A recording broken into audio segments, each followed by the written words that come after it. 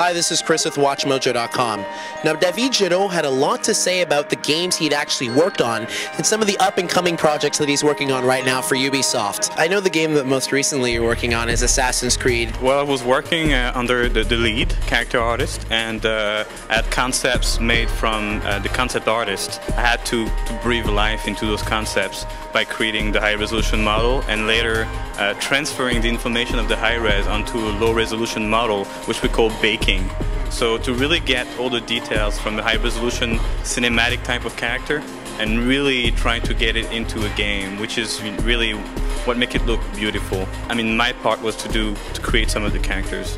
Not the main characters, I didn't work on those, but on many characters from the crowds. What did you work on in Prince of Persia? Which characters were you responsible for? Well, I was the lead on the characters. I basically helped the art director to really get a feel for the characters, so I pretty much worked on every character. Prince of Persia wasn't the type of game that you had like a million characters. It was like a few well-placed characters and classes of characters and enemies. And you had mentioned that you'd worked as well on Splinter Cell. Yeah. What about working on that project stood out in your mind the most? There was a lot of characters to do at the time, about 140. I worked on Sam Fisher as well, but mostly on the textures. And it's not the kind of game that we had a lot of concept for. It was really like, you know, make me a Russian soldier, make me this and make me that. So it was really about a lot of research on the internet and trying to really get a good feeling of those characters. How much of those abstract considerations come into play when you're looking at a logistical thing like a gameplay element like lighting? How do you account for that? Well, I think the silhouette of the characters, the most you can do with the silhouette with a limited number of polygons, especially at the time,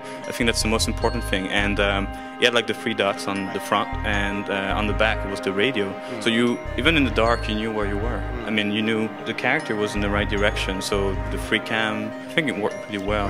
The balance between the dark and light with the night vision goggles and the thermal goggles, I think it really created a new depth inside that game. I'll tell you, as a longtime gamer, it always makes me feel good to see your type of work allowed in this field and taken more seriously, and that artistic input being really a part of games now. And it's not about 4 or 5 pixels jumping around and who cares, but you guys are investing that energy. So I know I'm speaking for a lot of people, and I thank you for the work you've done, and please keep up the good work.